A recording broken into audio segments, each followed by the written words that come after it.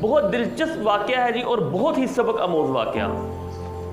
ایک محلے میں ایک مجذوب رہا کرتا تھا اور الف ننگا، کہیں بھی بیٹھ کر ڈیرا لگا لیا کرتا تھا، بالکل برہنہ، مجذوب، دیوانہ، پاگل۔ کچھ عرصہ میں اس کے کچھ چاہنے والے بن گئے، کچھ مریدین بن گئے۔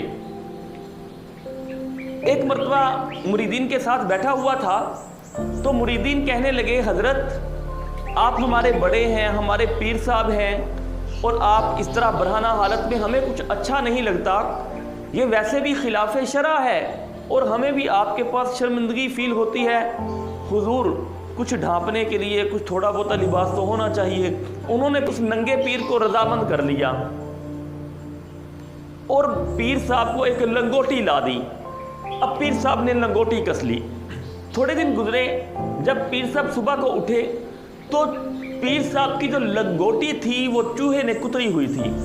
پیر صاحب بڑے پریشان ہوئے کہ بھی چوہے کہاں سے آ گئے، چوہے لنگوٹی کتر گئے۔ جب صبح کو مریدین آئے تو مریدین سے کہنے لگے، دیکھو رات کو میں سویا تو صبح کو میری جو لنگوٹی تھی وہ چوہے کتر گئے۔ تو مریدین کہنے لگے، حضرت اگر آپ کے گھر میں چوہے ہیں تو ایسا کیجئے ایک بلی پال لیجئے، یوں چوہوں کا بھی خاتمہ ہو جائے گا اور اس جھنجھٹ سے جان چھوٹ جائے گی۔ پیر صاحب کو ان کی بات پسند آئی۔ پیر صاحب بازار گئے اور بازار سے ایک پیاری سی بلی لے کے آ گئے۔ ظاہر ہے جب بلی لے کر آئے تو بلی کے لیے کھانے پینے اور دودھ کا بندوبست بھی کرنا تھا۔ اب پیر صاحب ڈیلی صبح شام بازار جائیں اور بلی کے لیے دودھ لے آئیں۔ اب ڈیلی اس کو صبح اور شام 2 ٹائم پیر صاحب دودھ پلاتے۔ کچھ 4-5 دن گزرے، پیر صاحب بڑے تنگ آ گئے کہ بھی ڈیلی صبح جانا اور شام کو دودھ لے کے آنا تو بڑا مسئلہ ہے۔ اگلے دن جب مریدین آئے تو اسی بات کا تذکرہ مریدین سے کیا کہ بلی تو میں لے آیا ہوں لیکن بلی کی کیئر کرنا، بلی کو سنبھالنا بڑا بھاری پڑ رہا ہے، مجھے ڈیلی صبح شام بازار جانا پڑتا ہے، دودھ لے کے آنا پڑتا ہے، بڑا مسئلہ ہے میرے لیے۔ تو مریدین نے مشورہ دیا، حضرت آپ ایسا کیجئے نا، آپ ایک بکری پال لیجئے، یوں آپ کا ڈیلی بازار آنا جانا اس پریشانی سے آپ بچ جائیں گے۔ پیر صاحب نے کہا بات تو آپ کی بالکل ٹھیک ہے، مشورہ تو اچھا ہے۔ بال جی پیر صاحب اگلے دن گئے منڈی اور منڈی سے ایک بکری لے آئے۔ اب جناب جب بکری لائے، اب بکری کے لیے چارے کا بندوبست کرنا تھا۔ اب پھر پیر صاحب منڈی بھاگے، صبح کو اس کے لیے چارہ، شام کو چارہ، کوئی 5-6 دن اس طرح پیر صاحب نے گزارے۔ اب پیر صاحب ایک تو صبح شام چارہ لے کے آنا وہ بھی مسئلہ، اور دوسرا پیر صاحب کا ہاتھ تھوڑا ٹائٹ ہو گیا، بجٹ تنگ ہو گیا۔ اب پیر صاحب بڑے پریشان کہ بکری کو چارہ بھی دینا ہے، چارہ نہیں دوں گا تو بکری دودھ نہیں دے گی، اب چارے کے لیے پیسے چاہیے اور پیر صاحب کا ہاتھ بہت تنگ۔